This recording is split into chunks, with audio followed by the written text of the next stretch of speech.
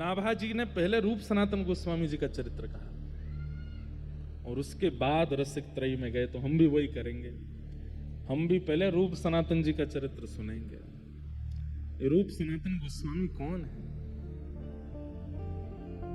आप लोग खूब नाच के गाते हो, विहरत निस दिन कुंज गलिन में ब्रज जन मन सुख धार,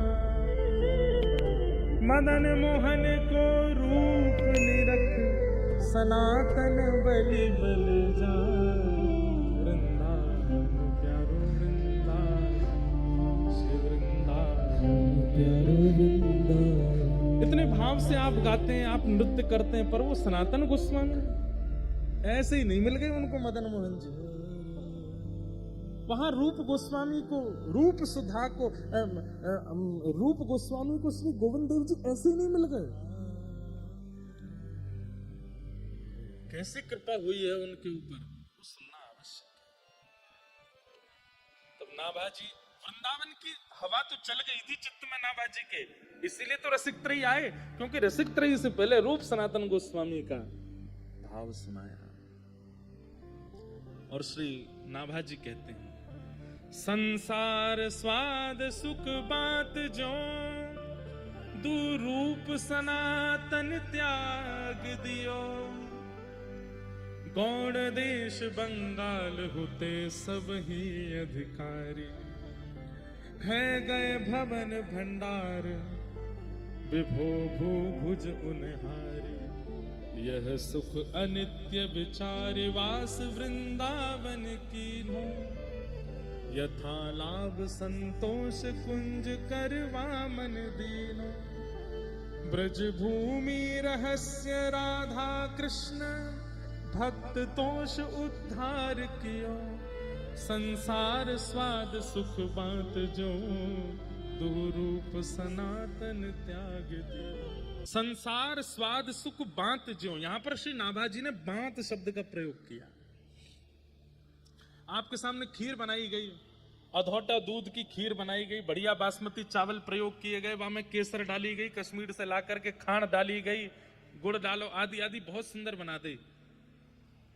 पर एक बूंद विष डाल दिया, आप खाओगे? लेकिन आप हमें ये बात बताइए, जब वो खीर बन रही थी, उसके बनने की प्रक्रिया देख के मुंह में पानी तो आ रहा था, लेकिन एक बूंद विष डलते ही चाहे जितना पानी आया हो नहीं पाओगे। लेकिन विषैली वस्तु भी कई बार सुंदर दिखती हैं, विषैली वस्तु के प्रति भी आकर्षण होता है, विषैली वस्तु के प्रति भी हमारा मन चला जाता है। लेकिन इस संसार में एक वस्तु ऐसी है जिसका उद्गम हमसे ही होता है और हमारा ही मन नहीं होता उसको देखने का, और वो होता है हमारा खुद का वमन। अपनी खाई हुई वस्तु ही गर्भ में जाके जब पुनः मुख से बाहर आ जाए वमन के रूप में, व्यक्ति स्वयं नहीं देखता उसको, जबकि वो खुद से ही प्रकट हुई है। एक बार को विषैली वस्तु स्वादिष्ट लग जाएगी, लेकिन अपने स्वयं का उत्पन्न वमन अच्छा नहीं लगता। अरे कोई और वमन कर रहा हो तो हमारा जी मचल जाता है। वमन इतनी घृणित वस्तु है। यहां पर नाभा जी कहते हैं, रूप सनातन गोस्वामी ने संसार का कैसे त्याग किया? बोले जैसे वमन का त्याग होता है। इतनी घृणा हो गई संसार के प्रति। आप कहोगे महाराज जी शायद हो सकता है उनका जीवन इतना उच्च नहीं रहा होगा इसलिए उनका त्याग होगा। अब जीवन सुन लो उनका कैसा था। बोले गौड़ देश बंगाल होते सब ही अधिकारी। बोले बंगाल का एक राजा था हुसैन शाह, केवल नाम का राजा था, राज तो पूरे बंगाल पर ये दोनों ही करते थे। क्या स्वर्ण की कमी, क्या रत्नों की कमी, क्या घोड़ों की कमी, एक राजा के समान सारी संपत्ति थी इनके पास में, किसी चीज की कोई कमी नहीं थी। कि भाई ऐसा होता है ना कि कमी ग्रस्त हो गए हों तो सब छोड़ छाड़ के आ गए हों, नहीं, कोई कमी नहीं थी। इनका पूर्व देह का नाम जो था वो अमर और संतोष। श्री रूप गोस्वामी जी का नाम था संतोष और श्री सनातन गोस्वामी जी का नाम था अमर। पूर्व देह का नाम। ये नाम तो फिर महाप्रभु जी ने रखा है इनका, रूप गोस्वामी और सनातन गोस्वामी। ब्राह्मण कुल में जन्मे थे, किसी चीज की कोई कमी नहीं। श्री नाभाजी वर्णन करते हैं और श्री सब रसिक जन ऐसा भाव बताते हैं कि उस समय में 22 लाख सोने की मोहर ये गिनी गई, इसलिए इनका पता है, बाकी और क्या क्या था उनका तो पता ही नहीं है। 22 लाख सोने की मोहर रूप सनातन गोस्वामी जी के पास थी।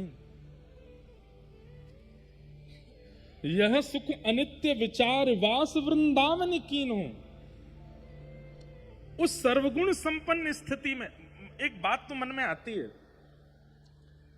कि भाई भगवत भाव दो लोगों के चित्त में विशेष रूप से प्रकट होता है। एक तो अत्यंत संपत्ति जिसको मिल गई हो, और एक जो सब चीजों से बिल्कुल विमुख हो गया हो।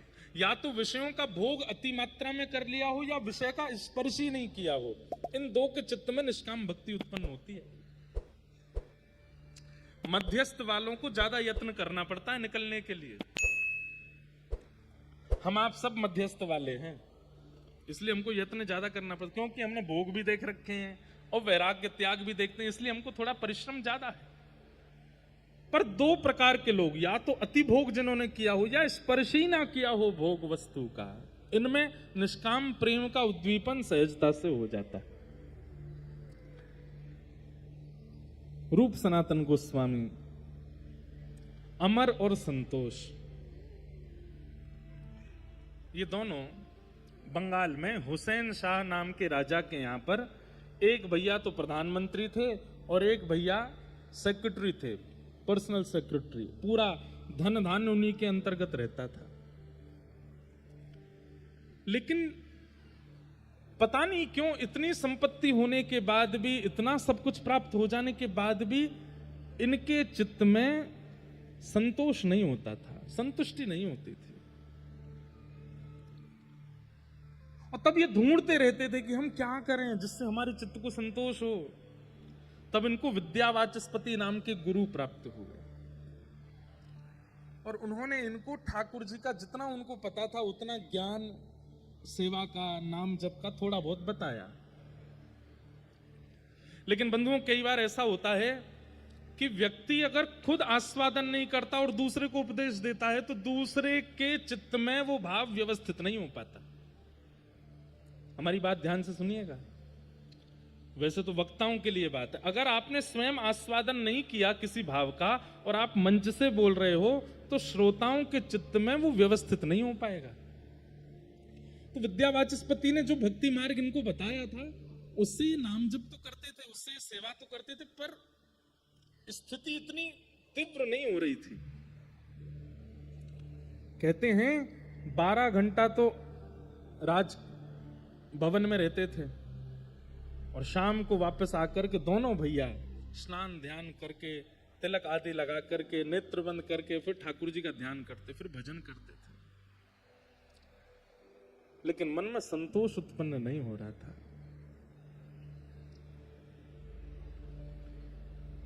तभी आपने किन्हीं के द्वारा महाप्रभु श्री चैतन्य जी का नाम सुना।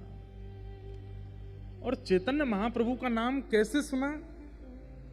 बोले भैया, जगन्नाथपुरी में एक सार्वभौम भट्टाचार्य हैं जिन्होंने पूरी पृथ्वी के ज्ञानियों को भी अपना शिष्य बना लिया। उनका नाम ही था सार्वभौम भट्टाचार्य, मतलब पूरी पृथ्वी में कोई ज्ञानी आ जाए, अगर सार्वभौम जी के सामने आ गया, अपनी दृष्टि से, अपनी वाणी से, अपने चलन चाल से उसको अपना चेला बना लेते थे। इतना उनका बल था। बोलना पढ़ाना तो बहुत आगे की बात है, दृष्टि मात्र से उनका नतमस्तक हो जाते थे सामने आकर के लोग।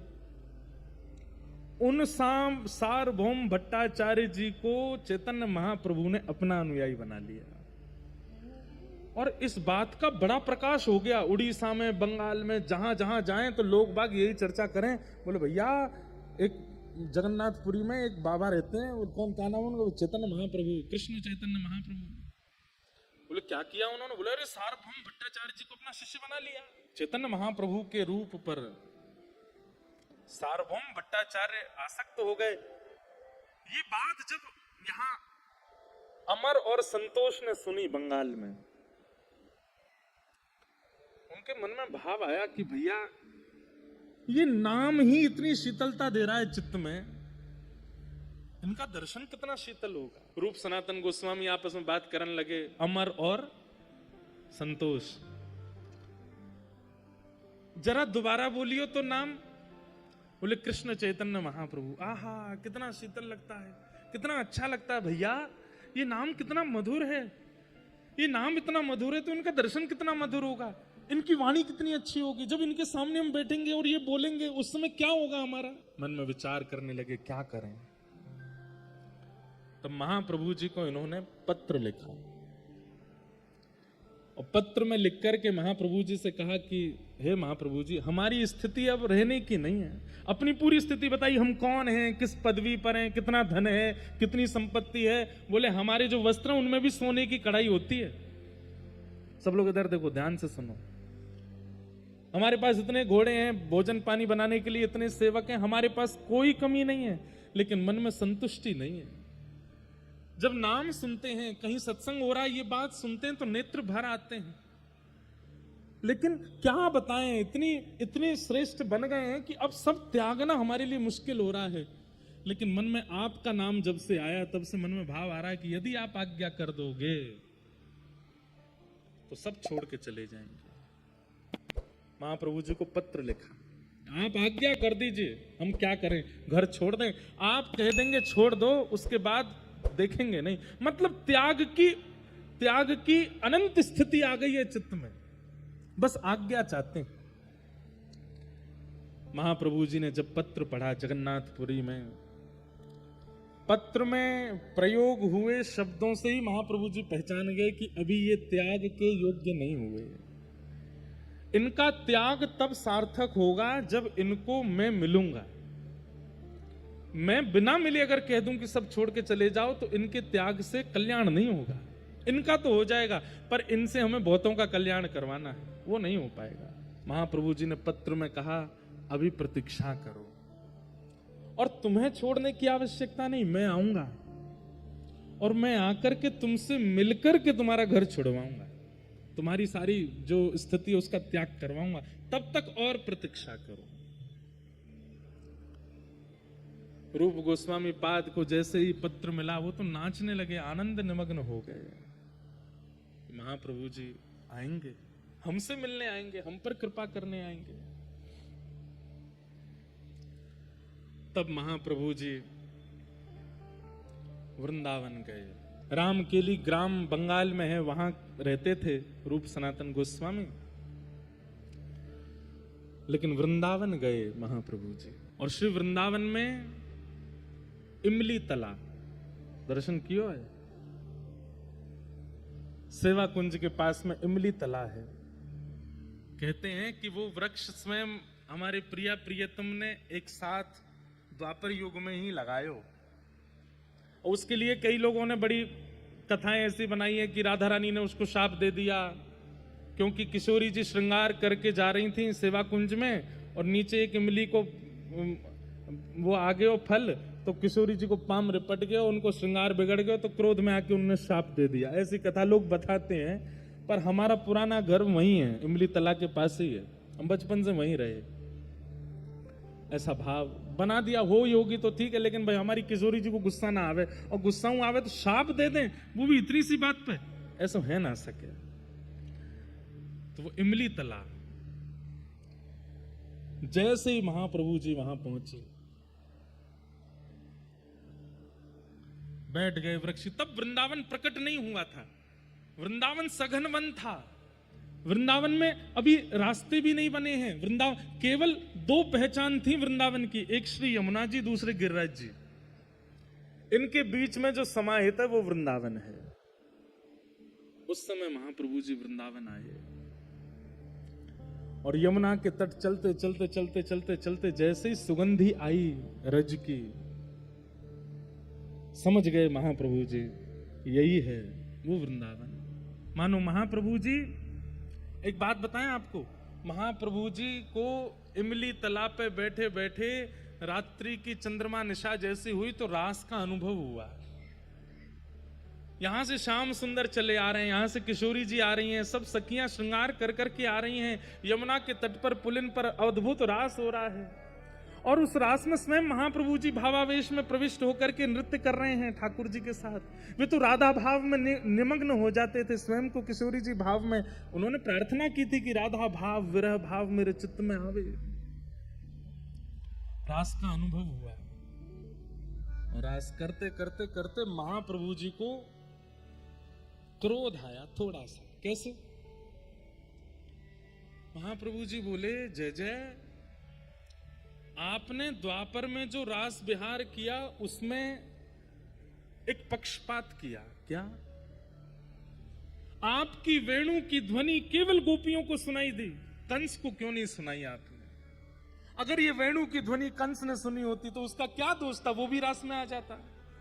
ये वेणु की ध्वनि अगर आपने दंतवक्र शिशुपाल को सुनाई होती तो वो भी आ जाते। महाप्रभु जी इतने दयावंत हृदय के, उनके मन में आया कि द्वापर युग में वजी वंशी कदम्ब वृक्ष के नीचे वो वंशी कंस को क्यों नहीं सुनाई दी। ठाकुर जी ने पक्षपात किया। ठाकुर जी, आज पक्षपात नहीं होगा। इस कलिकाल में अगर आपने पक्षपात किया अनर्थ हो जाएगा। और तभी उस रास की भूमिका के मध्य में महाप्रभु जी ऊर्ध्वबाहु होकर के हरि नाम की वेणु बजाने लगे और जहां जहां तक स्वर पहुंच जाए सबको सुनाऊंगा, किसी को अयोग्य नहीं मानूंगा, जो सामने आ जाएगा उसको ये नाम ध्वनि सुना करके सबको रास विहार में प्रवेश कराना है। अब पक्षपात नहीं होगा श्याम सुंदर, अब तो सबको योग्य बनाना है। और तब वृंदावन की खोज कर रहे हैं। केवल यमुना जी और गिरिराज जी ये दो संकेत हैं और कुछ भी नहीं दिख रहा है, सब विलुप्त हो चुका है। वृंदावन ने अपने आप को भीतर अंतरंग रूप से अपने आप को छिपा लिया है। देखो देखो बोलो बोलो गोपेश्वर कोथाय अमर प्राणेश्वर। बोलो बोलो गोपेश्वर कोथाय अमर प्राणेश्वर। मानो गोपेश्वर महादेव को देख करके कहते हैं, अरे बोलो गोपेश्वर, मेरे प्राणनाथ गोपीनाथ कहाँ हैं? ये वृंदावन ही तो है, यमुना जी बह रही हैं, यही आसपास ही गोपीनाथ होने चाहिए, बताओ ना वो कहाँ है? बोलो बोलो गोवर्धन कोथाय अमर गिरिधारी। बोलो बोलो गोवर्धन कोथाय अमर गिरिधारी। हे गोवर्धननाथ, वो कहाँ है जो ऊर्ध्वबाहु होकर के एक भुजा को कटी पर धर के धारण करके ब्रज की रक्षा करने के लिए गिरिराज जी उठाए थे? वो कहाँ है? दिख क्यों नहीं रहे इस गिरिराज जी में? ढूंढ रहे हैं सब जगह जा जा करके, प्रकट हो वृंदावन। बोलो बोलो वंशी बट कोथाय अमर वंशीधारी। बोलो बोलो वंशी बट कोथाय अमर वंशीधारी। अरे वंशीवट, तुम वंशीवट हो। यहाँ ठाकुर जी वंशीनाद करते थे और गोपियों को घर में बैठे बैठे ही दर्शन होता था। कहाँ गए वो ठाकुर जी? अरे वंशीवट, तुझको तो पता होगा ना श्याम सुंदर कहाँ है? सब जगह ढूंढ रहे हैं, पूछ रहे हैं, श्याम सुंदर मिल जाए कहीं। बोलो बोलो वृंदावन कोथाय अमर वृंदा विपिन। बोलो बोलो वृंदावन कोथाय अमर वृंदा विपिन। बोलो बोलो ब्रज रज जैसे गोपियों की स्थिति हुई है, जल से, थल से, वृक्षों से पूछती हैं, ऐसी चैतन्य महाप्रभु वृंदावन में सबसे पूछ रहे हैं। बोलो बोलो ब्रज रज कोथाय अमार गोपालन, बोलो बोलो गोपेश्वर कोथाय अमार प्राणेश्वर। तभी चंद्रमा की ओर दृष्टि गई है।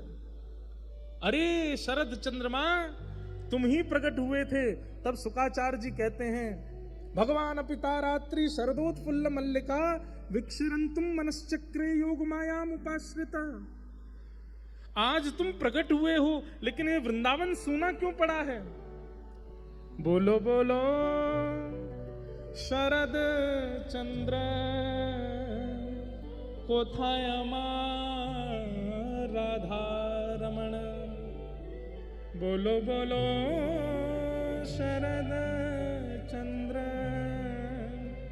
कोथाय अमार राधा रमण। ढूंढ रहे हैं, कहां है वृंदावन? रोते हैं, बिलखते हैं, भावावेश में आ जाते हैं। अरे सामान्य ब्रजवासी जिसको पोखर तालाब समझते हैं, महाप्रभु जी कहते हैं निकलो बाहर, ये पोखर नहीं है, ये राधा कुंड है। ये किशोरी जी के द्वारा, किशोरी जी के मनोभाव के लिए श्री कृष्ण ने प्रकट किया था। ये राधा कुंड है। महाप्रभु जी स्नान करते हैं, राधा कुंड की रज लेकर के द्वादश तिलक करते हैं, वहीं नृत्य करने लग जाते हैं। अरे तब गिरिराज जी की परिक्रमा भी निर्मित नहीं थी। महाप्रभु जी भ्रमण करते हुए पूरी गिरिराज जी की परिक्रमा करते हैं, दिख जाता है कि ये गिरिराज जी हैं, यहाँ राधा कुंड है, यहाँ श्याम कुंड है, ये पूछरी के लौटा है, यहाँ ठाकुर जी की छठी उत्सव हुआ, ये जतीपुरा है। महाप्रभु जी के हृदय में विरह वेदना हो गई, लेकिन माता सची की आज्ञा है कि जगन्नाथपुरी में निवास करना है। लेकिन महाप्रभु जी के चित्त की आज्ञा है, महाप्रभु जी के चित्त का भाव है कि वृंदावन का प्राकट्य करना है,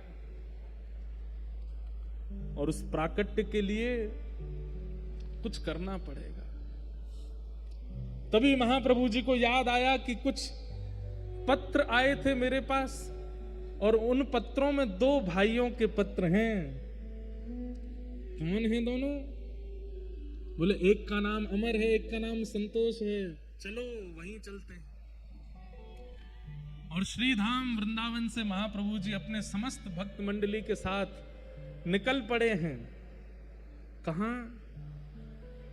यहां रामकेली गांव जो कि बंगाल में है, और वहां महाप्रभु जी पहुंच गए।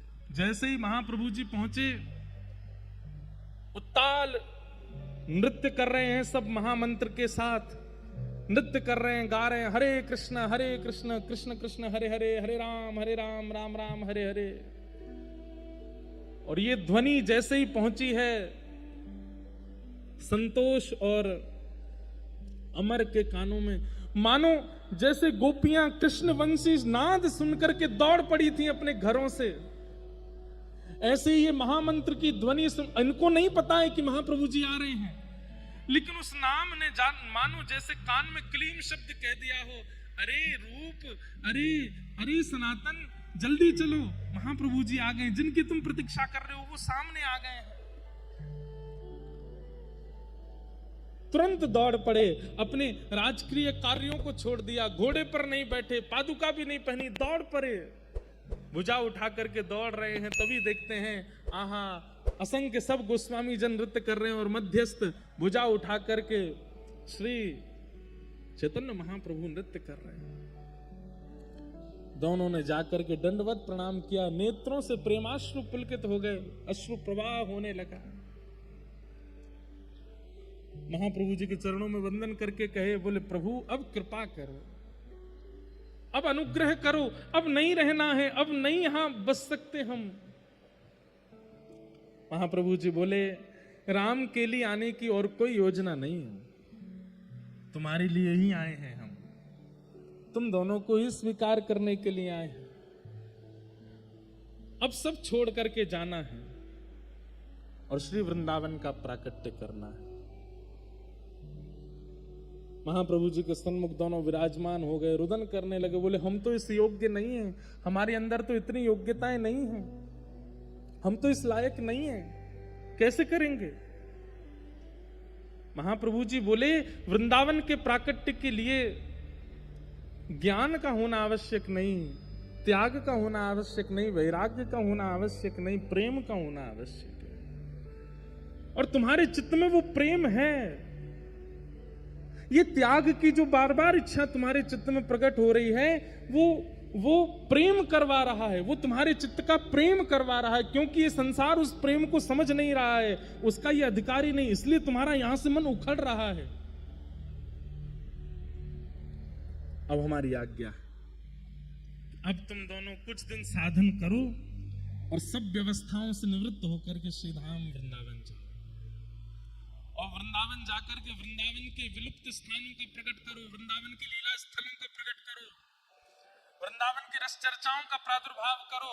और इन सब का यदि भली भांति प्रादुर्भाव किया, रूप सनातन गोस्वामी पूछने लगे कि हमारे कार्य जो हम कर रहे हैं वो सही कर रहे हैं, इसका प्रमाण कैसे मिलेगा। महाप्रभु जी के नेत्र सजल हो गए, दोनों को हृदय से लगा करके बोले यदि तुमने कार्य किया और वृंदावन के स्थानों, अब वृंदावन में तो कुछ भी नहीं पता कि कौन से स्थान कहाँ है, तो महाप्रभु जी बोले अगर तुमने सही सही स्थानों का चयन करके प्रकट कर दिया तो तुम्हारे द्वारा प्रकट किए गए स्थान उचित हैं, यही वृंदावन है, इसका प्रमाण देने के लिए ठाकुर जी प्रकट होकर के तुमसे सेवा कराएंगे। वृंदावन में भूमिगत ठाकुर जी अगर प्रकट हो गए और प्रकट होकर के तुमसे कहे कि मेरी सेवा करो, तो समझ जाना कि तुमने जो जो स्थान प्रकट किए वो उचित थे। महाप्रभु जी ने कहा अभी कुछ दिन और तुम्हारे साधन रह गए हैं, उनको पूर्ण करो, हम फिर मिलेंगे और फिर शिक्षा प्रदान करेंगे, उसके बाद वृंदावन जाना है। सोचिए, विचार कीजिए, ये रूप सनातन गोस्वामी हैं, महाप्रभु जी स्वयं पहुंच गए उनके पास में, उनको वृंदावन भेजने के लिए। वृंदावन चित्त में विरह प्रकट करता है, मन होता है कि चलें वृंदावन, चलें वृंदावन, चलें वृंदावन। लेकिन मैं हमेशा कहता हूं कि 3 संकेत हैं, वृंदावन स्वप्न में आवे, ध्यान में आवे कि चलें वृंदावन, उसके बाद प्रतीक्षा करो कोई प्रसाद वृंदावन का आ जाए, उसके बाद फिर तीसरा प्रतीक्षण करो कि कोई ब्रजवासी आकर के कह दे, और जैसे ही कोई ब्रजवासी आकर के या ब्रजभाव से चित्त जिसका रमा हुआ है, ऐसा आचार्य चरण आकर के अगर आज्ञा कर दे कि जाओ वृंदावन, फिर नहीं रुकना है, फिर तो वृंदावन जाना है। रूप सनातन गोस्वामी को महाप्रभु जी के दर्शन लाभ हुए, सत्संग मिला। ये एक क्षण का दर्शन महाप्रभु जी ने इसलिए दिया ताकि इनके चित्त में और विरह बढ़े और भावना बढ़े वृंदावन की, और कुछ दिन के लिए उनको उन्हीं के ही रस में रहने के लिए आज्ञा की, अभी रहो कुछ दिन और, फिर से आज्ञा करूंगा, तब जाना वृंदावन, तब तक योजना बनाओ। और महाप्रभु जी ने कृपा की, और कृपा करके महाप्रभु जी राम के लिए से प्रस्थान कर गए। रूप सनातन गोस्वामी अब तो दिन रात रोते हैं, इतना विरह उनका मन में होता है।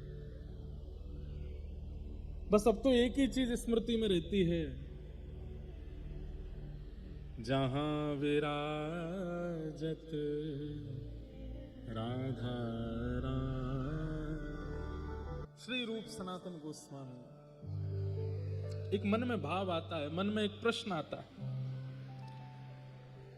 महाप्रभु जी मिल गए, उसके बाद भी आज्ञा करके गए कि अभी रुको, इसका मतलब क्या है कि आचार्य अभी संतुष्ट नहीं हुए हैं त्याग से, और अब त्याग कैसे लगेगी।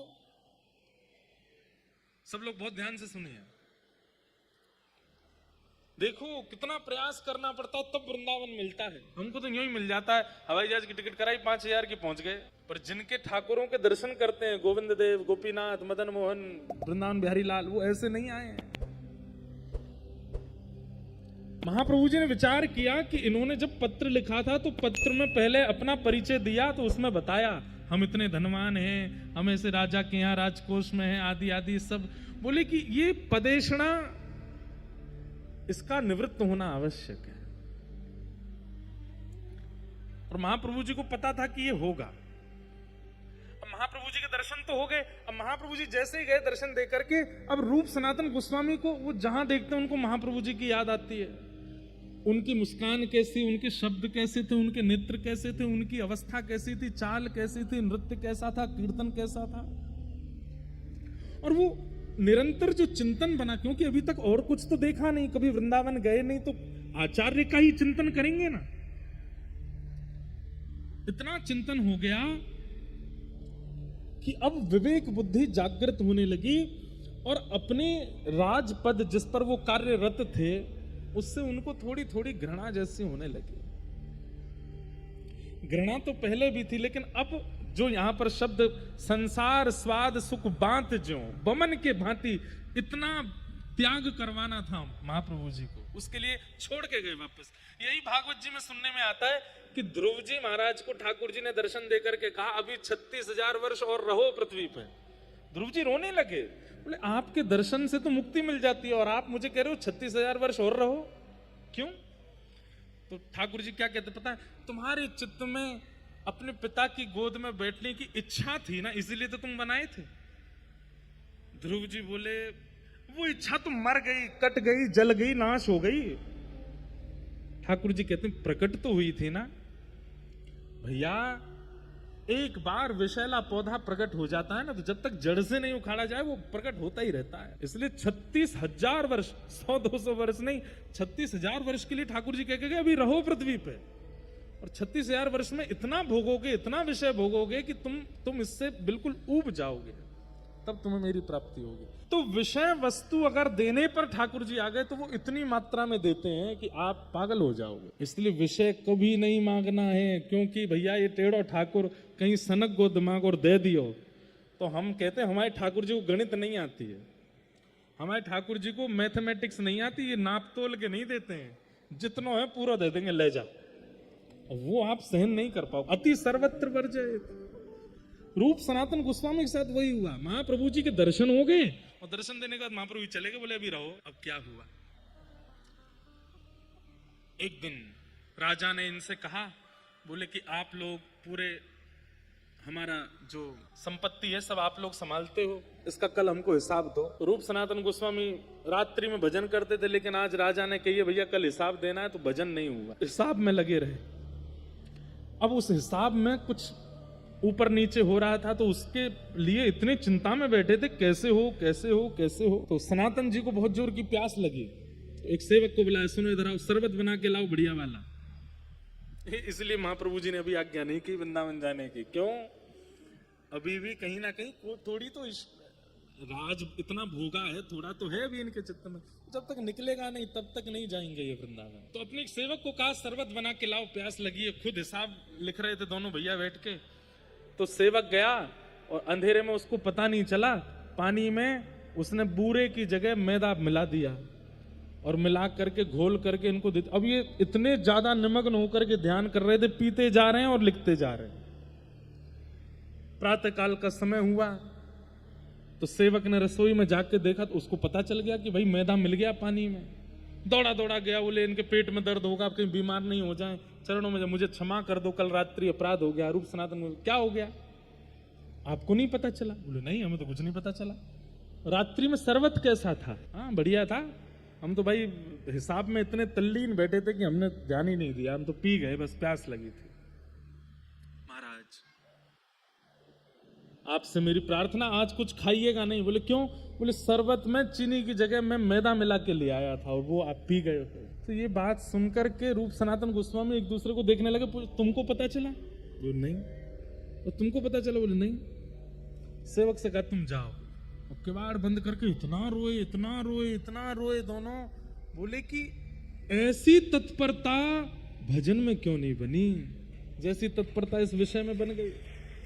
अरे इतने कार्य में व्यस्त थे कि मैदा पी गए हम, इसीलिए महाप्रभु जी हमको छोड़ करके गए, लेकर के नहीं गए, क्योंकि अभी तत्परता हमारी संसार में है। अभी भी हमारे हिसाब में राजा कहीं डांटे ना, कहीं, ये चिंता थी हमारे चित्त में, इसलिए हम इतने तल्लीन होकर के कर रहे थे कि मैदा पी गए। अरे भजन में तो एक चेंटी काटने लगती है तो हम उसको हटाने लगते हैं। भजन में तो मच्छर आ जाता है तो सेवकों से कहते हैं यहाँ पे मच्छरदानी लगा दो। भजन में अगर आसन चुभने लगता है तो उसको व्यवस्थित कर। वहां ऐसी तल्लीनता क्यों नहीं आई हम में? अरे भैया, इसीलिए महाप्रभु जी छोड़ के गए हमको।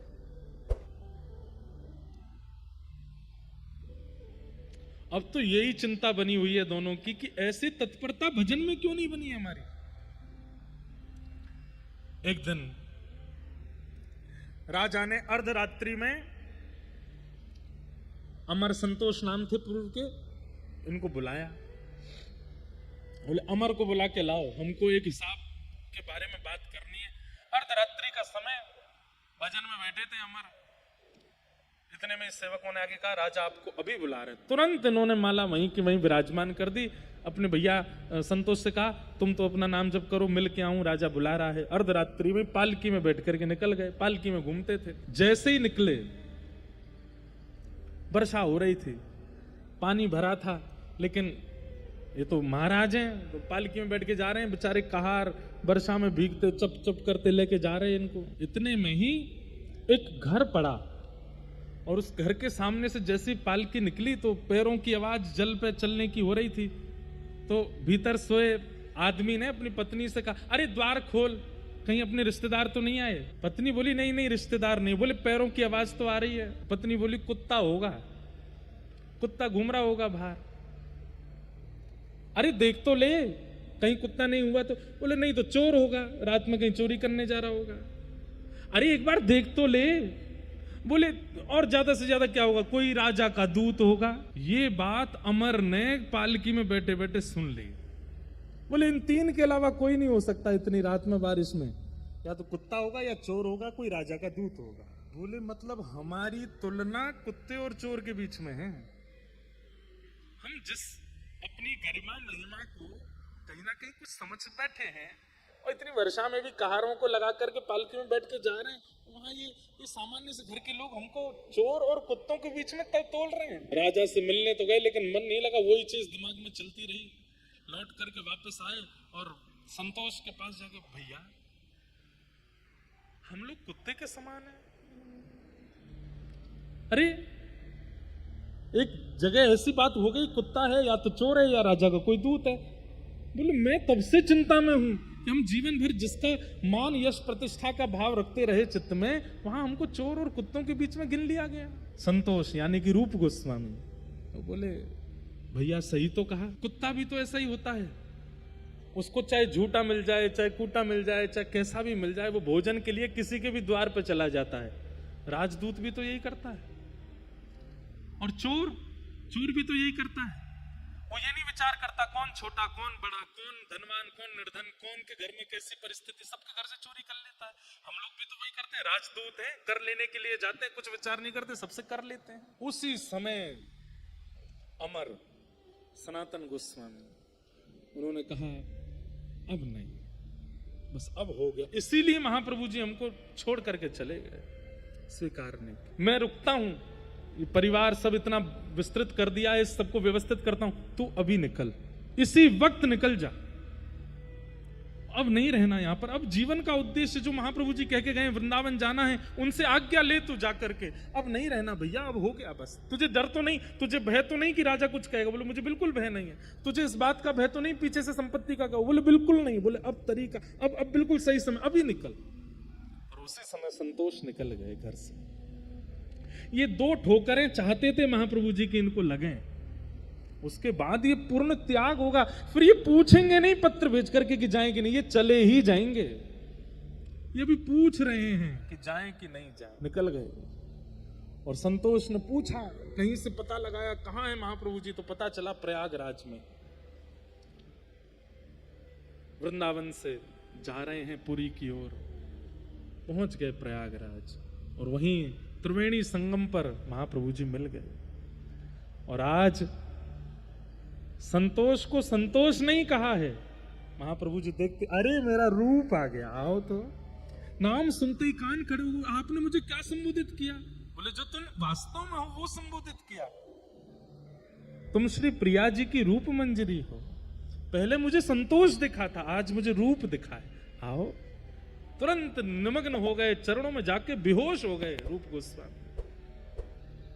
हृदय से लगा लिया महाप्रभु जी ने, भैया ये आचार्य चरणों की सोच कैसी होती है, हम कहां कब कब समझेंगे उनके भाव को। वो कहां, वो डांट भी रहे ना तो उसमें कोई हित सोचा होगा हमारे लिए, वो छोड़ भी रहे ना, वो लताड़ भी रहे ना, वो कभी मार भी रहे ना, तो समझो कि कुछ सोच रहे हैं हमारे लिए अच्छा, इसलिए कर रहे हैं। आजकल की गुरु परंपरा तो विलग है, हमारे अनुसार गुरु जी व्यवहार करो हमारे साथ। अब रूप बन करके आए, हृदय से लगाया और बैठाया और शिक्षा प्रदान की।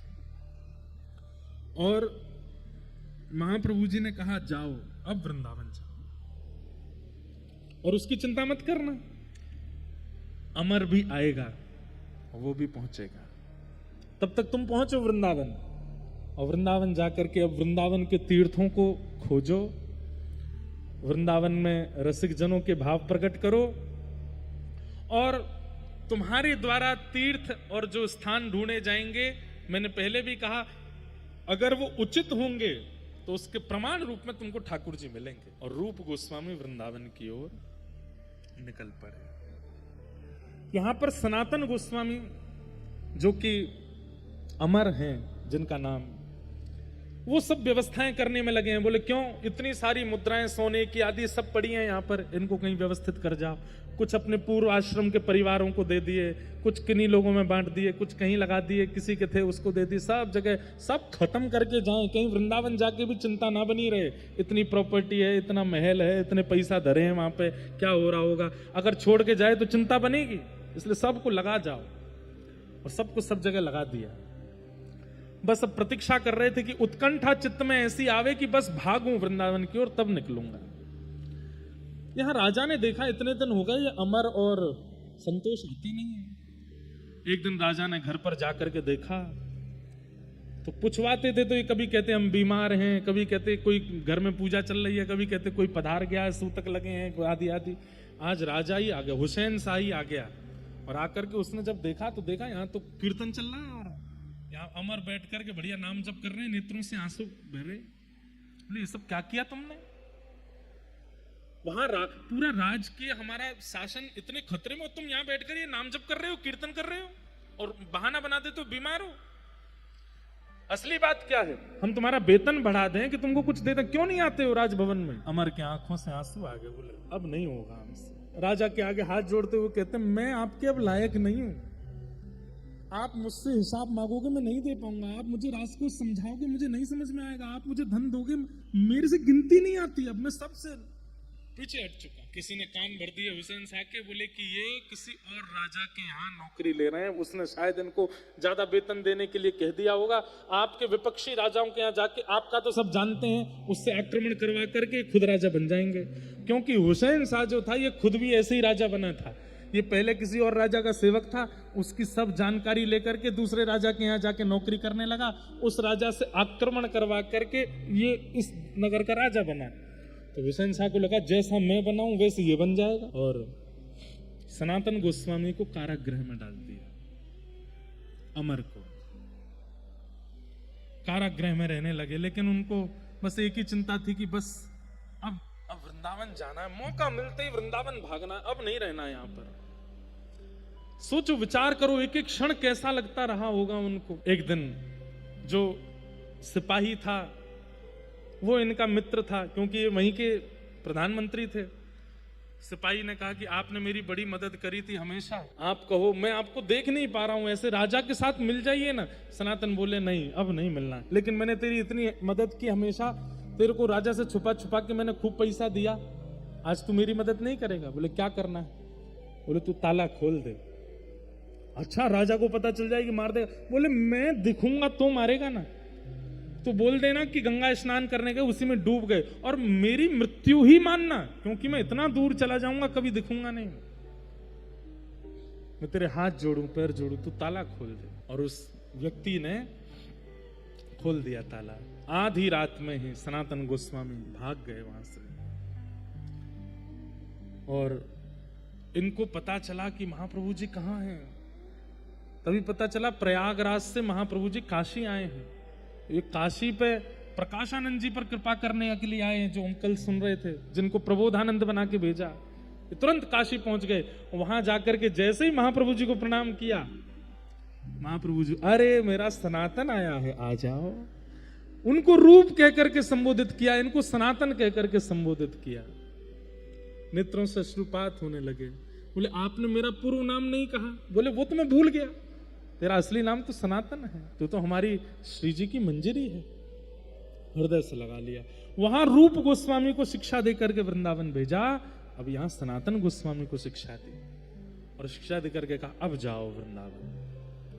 रूप पहले ही चला गया है और मैंने और भी कुछ भावयुक्त लोगों को वृंदावन भेज दिया, वो सब तुम्हें मिलेंगे, वृंदावन जाओ। वृंदावन की ओर श्री सनातन गोस्वामी निकल गए। इनके मार्ग में भी 2-3 घटनाएं हुई, उसका भी बहुत सुंदर वर्णन करते हैं आचार्य चरण। इनके साथ एक इनका सेवक जा रहा था, उसने जीवन भर इनकी सेवा की, वो इनके पीछे पड़ गया, मैं भी वृंदावन चलूंगा। सनातन गोस्वामी बोले चलो तुम भी चलो। उसको ले गए वृंदावन, लेकिन ये विहंगम जंगलों में होके जा रहे थे। तभी एक सेठ ने इनको आधी रात में देख लिया, उसने रोक लिया। बोले अरे अरे अरे जय हो अतिथि देवो भव, मैं अतिथियों की बहुत सेवा करता हूं, मेरे घर चलो, रात्रि निवास वहीं कर लो। सनातन गोस्वामी बोले ये आचार विचार से तो लग नहीं रहा कि ये अतिथियों की सेवा करता है, ये इतनी सेवा की याचना हम पे तो कुछ है नहीं कि लूटने के लिए भी सोच रखा हो इसने, हमारे पास कुछ है तो है नहीं, ये कैसे लूटेगा। रात्रि में भोजन प्रसाद पाके जब कक्ष में लेटे तो इन्होंने अपने सेवक से पूछा, ए रे तेरे पास कोई धन तो नहीं है? उसने नहीं नहीं मेरे पास कुछ नहीं। बोले सही सही बता। बोले हाँ 8 सोने की मोहर पड़ी है मेरे पास। बोले कि ये इसीलिए हमारी इतनी खातिरदारी हो रही है, ये अभी विष युक्त दूध लेके आएगा पिलाने के लिए, हम दोनों यहाँ पे पधार जाएंगे, ये धन चुरा लेगा। जैसे ही वो सेठ दूध लेके आया तो सनातन गोस्वामी बोले तुम इधर बैठो, ला निकाल 8 सोने की। बोले ये धरो, आपके आम खा रहे हैं, सो रहे हैं, रह रहे हैं, इसकी आप दक्षिणा ले लो। उस सेठ ने कहा बोले आप पहले ही हमको प्रदान कर रहे हो, लेकिन हमारी बात तो सुनो। बोले क्या?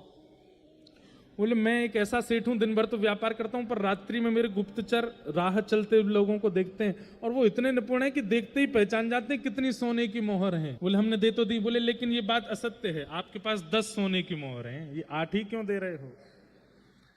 रूप गोस्वामी सनातन गोस्वामी चेला को देखा, बोले चोरे। बोले हाँ सही कह रहे हैं तो 10 सही। बोले 2 भी निकाल, दे दे इसको। दे दी। वो बोला ठीक है भैया, अब आप लोग मुक्त हो, जा सकते हो, दूध मत पीना, इसमें जहर मिला है। सनातन गोस्वामी बोले वो तो हमको पहले ही पता था, तुम जिस तरीके से खातिरदारी कर रहे थे। लेकिन फिर सनातन गोस्वामी ने अपने शिष्य से कहा, बोले सुन मेरी एक बात मानेगा? बोले क्या? तू लौट जा, तू यहीं से लौट जा, क्योंकि अभी वृंदावन प्राप्ति के लिए तू योग्य नहीं हुआ। यहां मैं और मेरा भाई 22-22 हजार 22-22 लाख सोने की मोहरों को त्यागा, तुझसे 8 सोने की मोहर नहीं त्यागी गई, वो भी 10 थी, तो मुझे 8 बता रहा है। ये मन में जो तेरे थोड़ी सी आसक्ति है ना संसार के प्रति, इसके साथ तो वृंदावन नहीं जाएगा, इसको छोड़। तू वापस जा, फिर कभी अनुभव हो वृंदावन का तो आ जाना। तो फिर उसके बाद सनातन गोस्वामी अकेले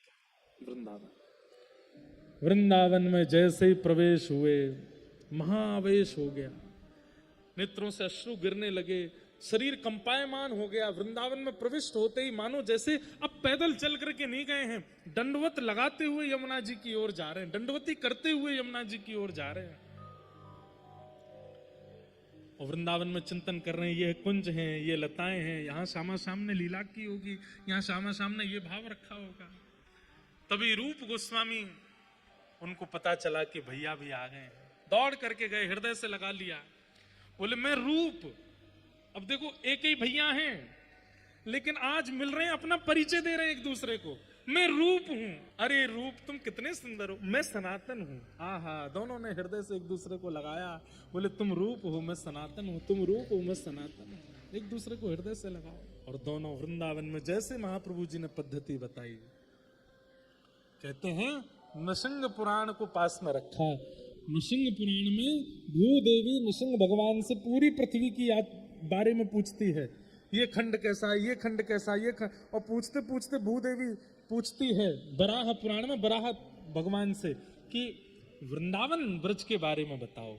तब वहां वराह भगवान ने भूदेवी को जो वृंदावन के बारे में बताया उनको पढ़ते हैं और पढ़ करके निकल जाते हैं दोनों भैया ढूंढने के लिए।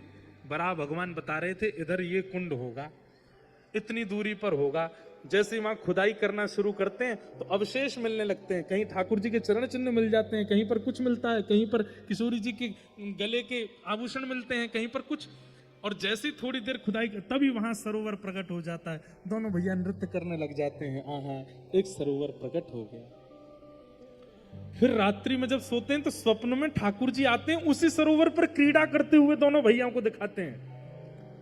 सुबह उठ करके दोनों बात करते हैं, रात्रि में स्वप्न में क्या देखा? बोले जिस सरोवर की हमने खोज करी वहां पर प्रिया प्रियतम दोनों रास विहार कर रहे। दूसरा कहता आगे आगे तू नहीं बोल, आगे मैं बोलूंगा।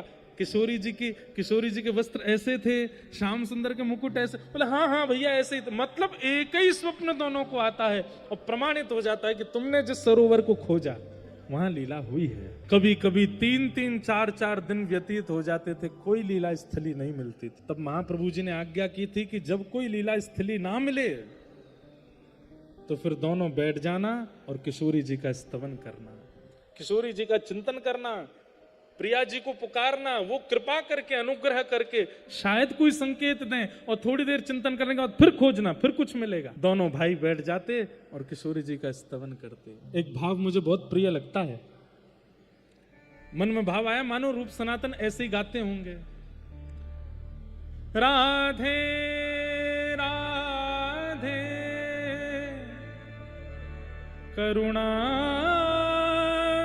कृष्ण प्यारी, मेरी सुधली जो श्री वृषभानु दुलारी, मेरी सुधली जो श्री वृषभानु दुलारी। इतना सुंदर भाव है ये। हमारी श्री जी के यहाँ गाते हैं सब, नित्य गाना चाहिए। सोचो वृंदावन में आकर के यहाँ रूप सनातन गोस्वामी किशोरी जी का स्तवन करते हैं, और जैसे ही किशोरी जी का स्तवन करते रूप सनातन गोस्वामी, और स्तवन करते करते जैसे ही थोड़ी देर उठते और उठ करके जैसे ही आगे बढ़ते, थोड़ी देर में ही एक लीला स्थली मिल जाती और दोनों फिर नृत्य करने लगते। दोनों किशोरी जी को याद करते, ठाकुर जी को याद करते और महाप्रभु जी का चिंतन करके नाचते। अब मन में विचार कियो कि भैया इतने सारी लीला स्थली ढूंढ लें, इतने सारे सरोवर, 333 लीला स्थलियों को ढूंढा रूप सनातन गोस्वामी ने, व्रज वृंदावन में प्रकट किया 333 लीला स्थली। उसके बाद सनातन गोस्वामी का मन लग गया नंदगांव में, और सनातन गोस्वामी वहीं रहने लगे। उनको मन में भाव आया कि यहीं नंद को लाला आवेगो काउ देना और आके मुंह पे कृपा कर जाएगो। रूप गोस्वामी से बोले भैया आसपास रहे में तो एक दूसरे की चिंता होवे, कभी मेरे लग जाए तो तुम मेरी सेवा कर दे, तुम्हारे लग जाए, ये भी नहीं होना चाहिए। अरे वृंदावन में तो अपनी सेवा कोई तो करवानी ही नहीं चाहिए, खुद ही कर लेंगे हम तो। अब लाला तू तो रहे वृंदावन में, मैं रहूंगा नंदगांव में। सनातन गोस्वामी नंदगांव में बैठ गए। तभी एक दिन भजन करते करते करते करते 4 दिन व्यतीत हो गए, ना कुछ खाया ना कुछ पिया। इतने में ही एक सांवरो सो बालक आयो, और बालक आकर के द्वार पे खटखटान लगो, अरे बाबा या द्वारे खोल दे। सनातन गोस्वामी बोले बालक भी नंदगांव के ऐसे ऊधमी है, भजन ना करन दे। द्वार जैसे ही खोला, जैसे ही खोल करके देखा महाराज, एक बार के लिए मानो जैसे नेत्र पलक झपकना भूल गए हो, नेत्र देख करके लगा कि ये तो कोई अद्भुत है। ऐसे कमर पे हाथ धर के और यूं ठाड़े हैं, नेत्रन से बार बार पलक झपक झपक के देख रहे हैं, क्रोध में भर के। सनातन गोस्वामी बोले भैया क्या बात है?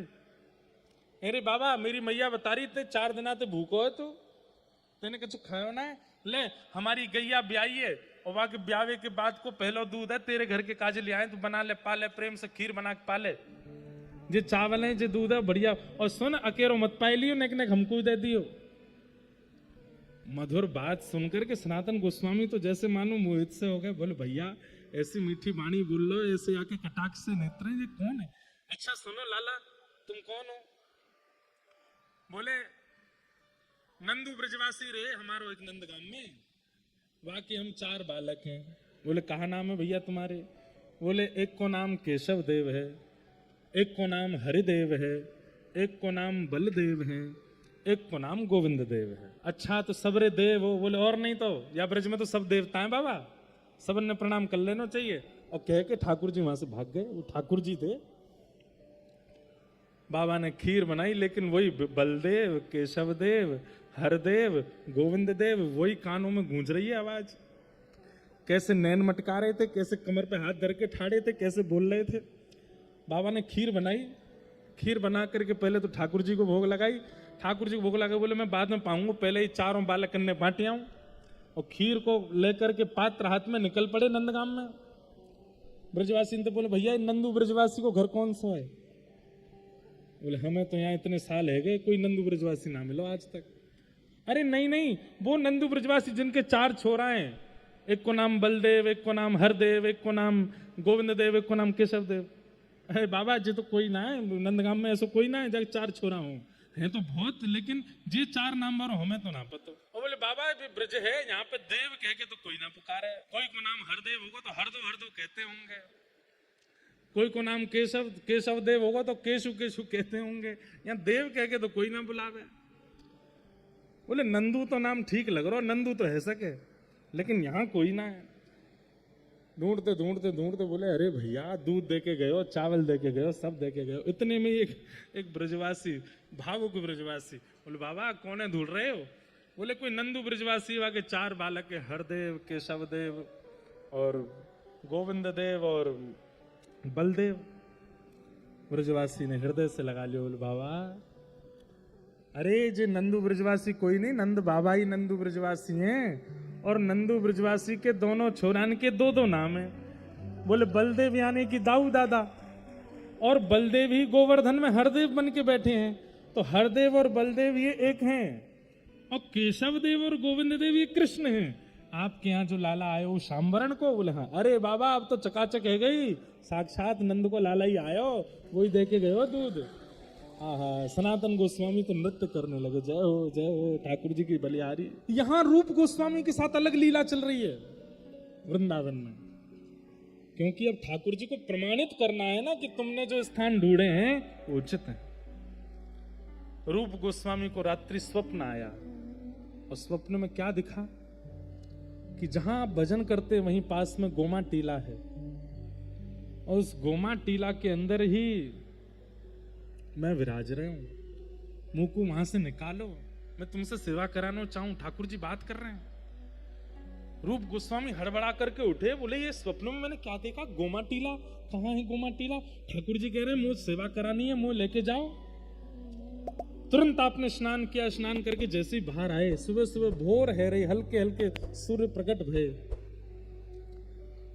तभी कछु बालक वहां खेल रहे। अचानक उन बालकों में से एक श्याम वर्ण को बालक, और वो ठाड़ा है क्या रूप गोस्वामी के सामने। बोले बाबा गोमा टीला तरफ जा रहे हो का? रूप गोस्वामी बोले इसको कैसे पता मैं गोमा टीला पे जा रहा हूं? बोले यहाँ बालक, गोमा टीला में क्या है? बोले बाबा मेरे बाबा की खूब सारी गैया हैं, उनमें तो एक गैया जावे गोमा टीला के ऊपर खड़े है कि अपने थनन में तो सबरो दूध बहा दे। अब भी हम गैया चरावे आए हैं, एक गैया मही ठाड़ी है, सबरो दूध बहा रही है। रूप गोस्वामी दौड़े और गोमा टीला के पास जाकर के देखा तो एक गाय खड़ी है, और उसके थनों से बिना प्रयास के ही दुग्ध प्रवाह हो रहा है। रूप गोस्वामी पहुंचे, जैसे ही जाकर नेत्रों से आंसू गिर रहे हैं, शरीर अपने वश में नहीं रहा है। तुरंत जाकर के दूध जहां गिरा था उस स्थान को जैसे ही हटाना प्रारंभ किया, तभी गोमा टीला के भीतर से प्यारे श्री गोविंद देव प्रभु प्रकट हो गए। बोलो गोविंद देव लाल की।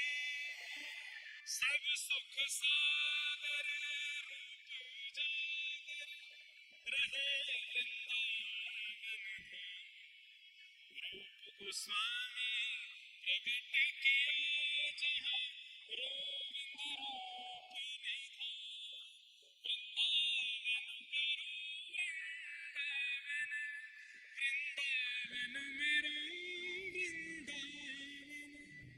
और एक एक बात और, यहां रूप गोस्वामी को ठाकुर जी मिले हैं और वहां जगन्नाथपुरी में उर्दबाहु होकर के महाप्रभु जी नृत्य कर रहे हैं, बधाई बांट रहे हैं।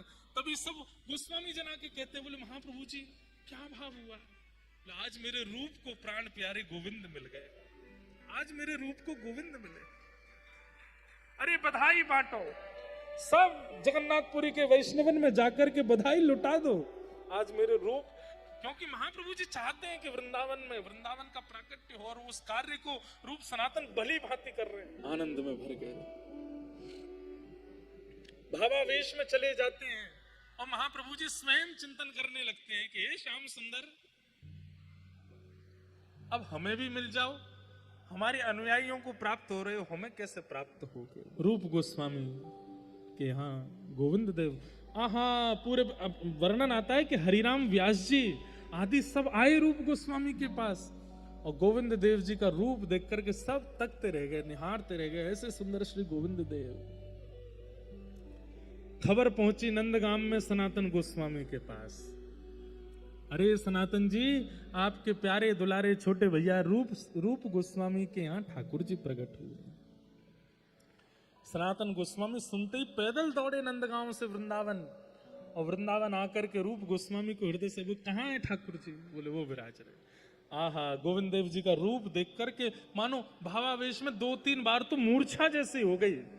सनातन जी को चरणों में प्रणाम करके कही, जय जय, अब हम पे भी कृपा करो, या के ऊपर तो आपने कृपा करी, कहीं मेरी सेवा में कोई चूक तो नहीं हो रही है, आप मुझ पे कृपा कब करोगे?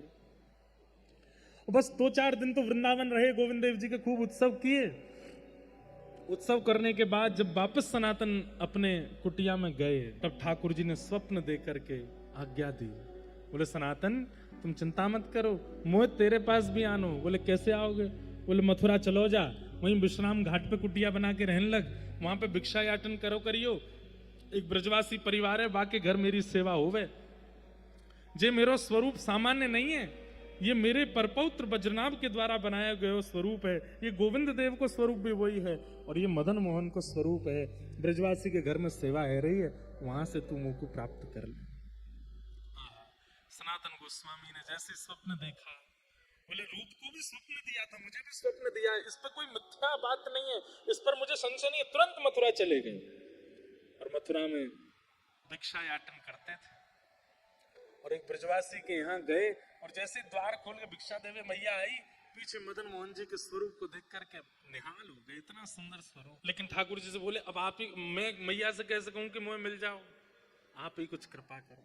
ठाकुर जी ने मैया को स्वप्न दे दिया, बोले मैया सेवा पूर्ण भई अब तेरी। बोले मैया बोली कहाँ भई? बोले एक तो इतने साल की आपकी सेवा करी, पहली बार तो मेरे स्वप्न में आए और वह स्वप्न में आकर के भी ये बता रहे हो कि मेरी सेवा पूरी है गई। ठाकुर जी बोले मैया तू 7 दिन की मेहमान हो रहा है। मैया बोली या तो बढ़िया, तो स्वप्न में आते ही नहीं, ये कैसे समाचार दे रहे हो आप? ठाकुर जी बोले मैया तू चली जाएगी और तेरे बाद तेरा पूरा परिवार लड़ेगा, हम लेंगे सेवा, हम लेंगे सेवा। और भाव कोई में ना है, सब पैसा कमावे को मेरी सेवा लेंगे। एक बाबा तेरे यहाँ भिक्षा लेवे आवे, सनातन बाबा, हाँ वो मेरी सेवा करेगो, कल को जैसे भिक्षा लेवे आवे तो मोह वाकु प्रदान कर दियो। ठाकुर जी ने स्वप्न में आज्ञा दे दी। सनातन गोस्वामी पर ठाकुर जी रीझ गए और रीझ करके मैया से बोले मोह तो यही है, दे दो। और मैया ने भिक्षा में सनातन गोस्वामी को श्री मदन मोहन जी प्रदान किए। ऐसे रूप सनातन गोस्वामी प्रकट भये और रूप सनातन गोस्वामी के यहाँ गोविंद देव और श्री मदन मोहन प्रकट भये। जब रूप सनातन गोस्वामी का भगवत धाम गमन हुआ तो हरिराम व्यास जी एक जगह पद में कहते हैं कि आज हम अनाथ हो गए, हमारी मैया चली गई। क्यों? बोले रूप सनातन मेरी मैया। अरे इनके हृदय में जो रस था, उस रस का आस्वादन करके हम वृंदावन रसिक अपने उदर का पोषण करते थे। इनके जो ठाकुर थे उनका दर्शन करके अपने नेत्रों को आनंदित करते थे। तो ऐसे श्री रूप गोस्वामी और सनातन गोस्वामी जिन्होंने वृंदावन में 2 निधियों को प्रकट किया, हमारे श्री गोविंद देव जी और श्री मदन मोहन जी। बोलो रूप सनातन गोस्वामी पाद।